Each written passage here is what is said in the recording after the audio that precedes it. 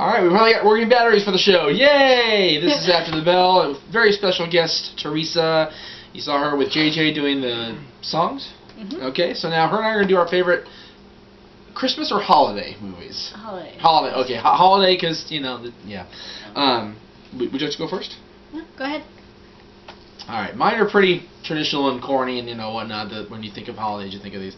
Very fitting. I've got 3 different Christmas carols on here. Because I love the story. The first one is Scrooge from 1951 with Alistair Sim. Just that one I thought for the longest time was the quintessential Scrooge movie.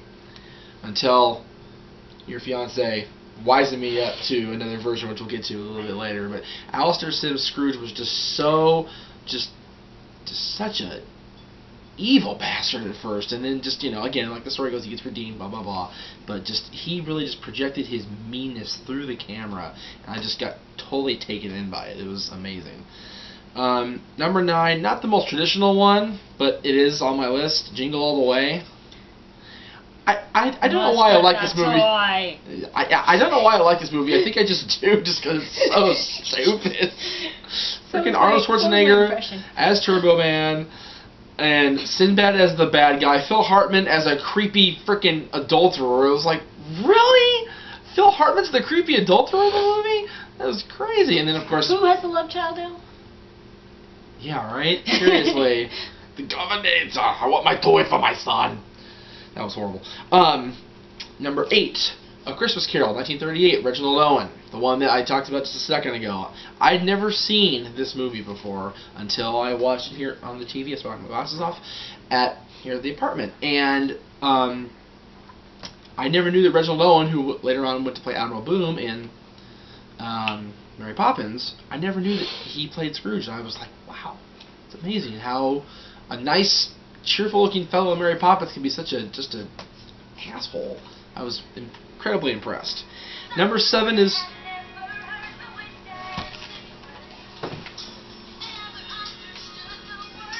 Please put your phones on silent or vibrate when taping. That's right. I'm sorry. That's how it happens. Number 7 is 3 movies, because I couldn't decide between Santa Claus 2, and Santa Claus 3. Which are all good. They're all great. You know, some people in this house don't like number 3, but I won't talk about Martin them. Short is funny. Martin Short makes that freaking movie, man. Seriously. Between that and Father of the Brides. Seriously, he's awesome. Martin Short is incredibly hysterical. Movie, the third one would have been crap without him. Definitely. Definitely. You could not ask for a better Jack Frost than Martin Short in that third one. But, Short, funny. Exactly. But the first one, just, you know, the first one definitely stands out, obviously, as the best of the 3, because it's the original. Just a great story, a great little, you know, nod to the traditions of Christmas and how Santa becomes Santa. I think that's very funny. See, I have that one on my list also for the first 2. Because of Judge Reinhold. Judge Reinhold's awesome, too. But he's in all 3. Yeah, but not as much. Barely in the third one, yeah, because he gets frozen. Yeah, along with, who plays the mom? Who plays Laura? Don't remember her name. Oh, well. No idea. No idea. Okay. Number 5, the Polar Express. Just finally saw this one the whole way through about a year and a half ago. Jade has been trying to get me to watch it. I was like, whatever.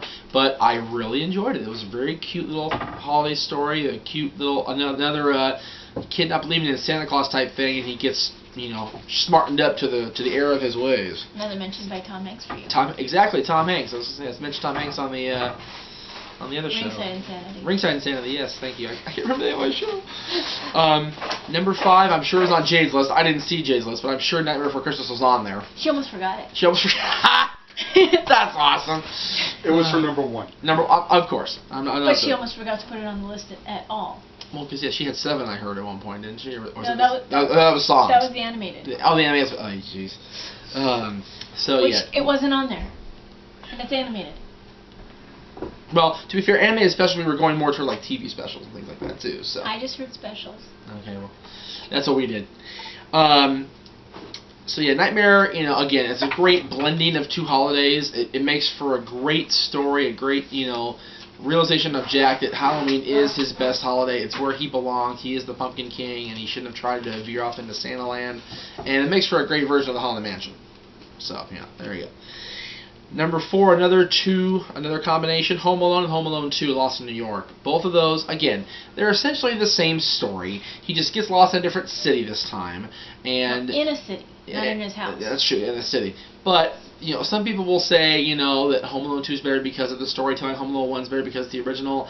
I personally love them both. I love them both so much, and, you know, it's really the only time that you'll see me, you know, actually, like, get, you know, a little bit teary at the end of a Macaulay Culkin movie, because the reunion with his mom in the first one. Oh my God, just amazing, amazing. And then you have Joe Pesci and Daniel Stern and John Candy. John Candy in the first one, yes. John Candy was amazing in the first one. That's why it's my favorite. It's a great list. It's a great cast, great list. Number 3, The Muppet Christmas Carol, another Scrooge movie. But you know what? As great as all the Christmas carols have been, this made it just so funny.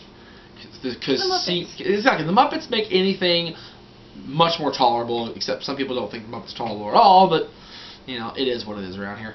The Muppets made this story, Jim Henson Studios made this story so just likable, you know, and you could see, you know, early on even, more so than the other stories, that Scrooge did have the likability in him when the first ghost visited him.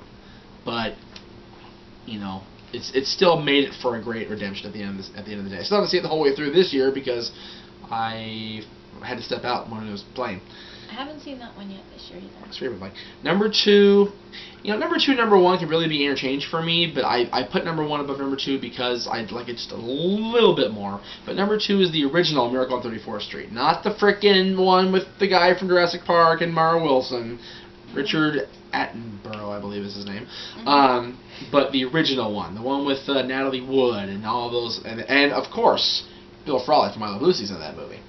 So you got, I know that was Jade's inclusion in this story because, you know, she was Fred's in it. And I'm like, Fred? Yeah, from I Love Lucy. You don't know his name, really? Damn it. But yeah, Miracle on 34th Street is another great, you know, is Santa really, does he really exist type story. It's just a great, you know, it makes you really think. It makes you go, about Santa Claus. Number 1, It's a Wonderful Life. What can you say? You know, again, another movie that I finally saw the whole way through because of JJ. Never seen the whole way through, although it plays on Christmas Day about 20,000 times. So, you know, no? Not anymore, does it? Not anymore. A Christmas Story does. Yeah. Oh, yeah. That one, or if you're watching, like, Lifetime or ABC Family, you find Christmas movies no matter what. That's true. Or there you go. But It's a Wonderful Life is the ultimate holiday, you know, story. You know, makes you look into your own past and go, "Has it really been that bad?" It really hasn't been.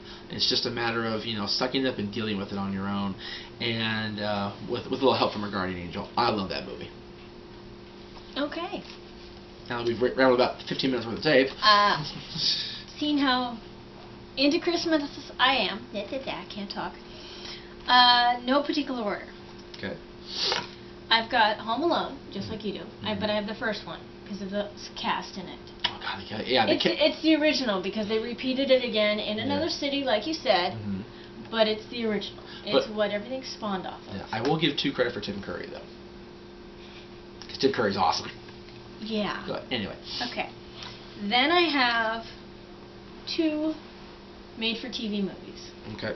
Santa Baby and Santa Baby 2 with Jenny McCarthy. ABC Family Originals, yes. Oh, yes. I love those movies, I do.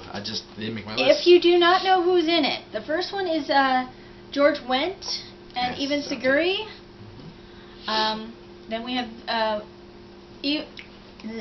Ivan Siguri is also in Sunday with Tiffany's with Alyssa Milano. It's a James Patterson made-for-TV movie out of his book.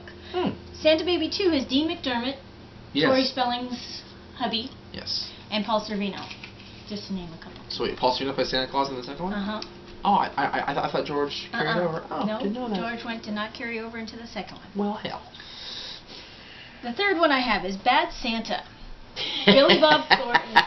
I had someone leave the room on that one. I like that. He's gone. He's always over with. That's right. Billy Bob Thornton, the girl from Gilmore Girls. Can't think of her name off the top of my head right now. Tony Cox as the midget. Yes, Tony Cox. Oh my gosh. John Ritter, one of his last roles. Yes, John Ritter. Yeah, that's right. And also the late Bernie Mac. Yes. I just like Tony Cox in it because he plays Hooter in Captain EO.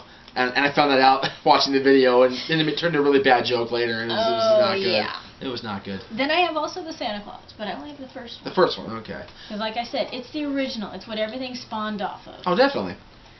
I have a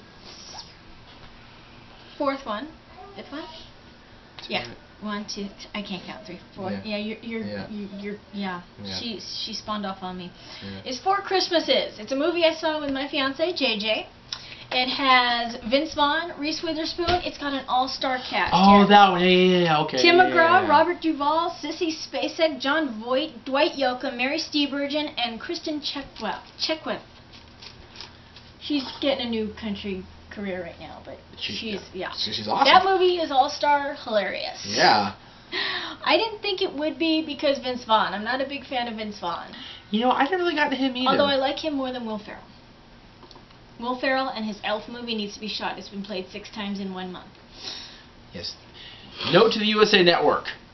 If you want to replay something over again, Tribute to the Troops, Raw, Pirates movies. Not Elf. Seriously. Covert Affairs. Covert Affairs, the one with Mary McCormack. Piper Perabo. Yeah, Piper Perabo was not, but the one with Mary McCormack. The Witness Protection one. One of my favorite shows. What the heck is it called? Oh man, that's gonna bug the shit out of me. Witness Protection something, yeah. It's yeah, anyway. Oh, hell. You'll think about it. I'll think about it. Alright, I have Christmas with the Kranks. There you go. You got Tim Allen, Jamie Lee Curtis, Dan Aykroyd, just to name a few. Jeez. And the shit they go through to avoid Christmas, only to end up having Christmas because their daughter's coming home. Exactly. Oh my gosh. Hysterical. If Natalie did that to me, I would shoot her. I think I'd shoot J.J. first, then her. I have How the Grinch Stole Christmas, the Jim Carrey. Really? Yeah. I do like it. It's better than Cat in the Hat. Definitely better than Cat in the Hat. I'm sorry. Cat in the Hat needs to be just forgotten about. Yes. You have Jim Carrey. You have Jeffrey Tambor. Yes. Who's from Three's Company, the spin-off. And then you also have him from Arrested Development and a couple other TV shows. Yes. The thing is that the one who played the Grinch as a child, Josh Ryan Evans, for all of you soap fans out there, he played Timmy on Passions. Oh my God, that's right. And when he passed away, they actually announced it, that he was the Grinch as a child, and they did a whole tribute, including a picture of him as the Grinch from that, on that show. It was so sweet. Let's see. I have the Muppet Christmas Carol, which you have stated. Yes. How do you get Gonzo as Charles Dickens? Okay, when Rizzo's questioning it, it's something wrong there. By the way, the show made in Plain Sight. In Plain Sight, okay. God, that was gonna bug me. Anyway. Okay. My final 2. One will shock JJ when he hears this. Okay. And it's not a Christmas movie, but it takes place during Christmas. It's got that heartfelt Christmas feeling, and it's a Sandra Bullock movie. Aha. While You Were Sleeping. She falls in love with this guy, Peter Gallagher, and while he's in a coma, falls in love with Bill Pullman. Bill Pullman, yep. And you got an all-star cast as the family alone. Great it's movie. It's an awesome movie. It's a great holiday movie. Yep. My last one, my all-time favorite, Babes in Toyland. Uh-oh. That all-star cast. I've never seen it. I know. He said the same thing. Oh my gosh. Okay, we're showing that this week, okay? Yes. It's got Annette Funicello, Ed Wynn, who, if you remember from Mary Poppins, he's Uncle Arthur. The Uncle Arthur that is laughing up in the room. Also the Mad Hatter in Alice in Wonderland, the real Alice in Wonderland. Help me out here, cameraman. Ray Bolger. He was the Scarecrow. Yes. In Wizard of Oz, and then Henry Calvin, the large portly. No, he's the skinny one, the quiet one, the quiet of the 2 henchmen. He goes on to do a lot of other stuff for Disney. There's a lot of Disney-related characters in here. But the one I really want to name, If I can find him. No, that is Henry. Henry Calvin. He is the large, portly fellow. He is best known for me when I grew up from Zorro. Zorro, Mom and Grandma watched that, and that's what I knew him by. So when I saw Babes in Toyland, I was like, Zorro, hey! He's still a bad guy. What the heck? Hey, man. He can't win. That's right. But he was an awesome actor, and Disney found that. And that is my top 10. All right. Thank you very much for coming on with me. I appreciate that. It's always good to have you around, and we will see you next time on After the Bell.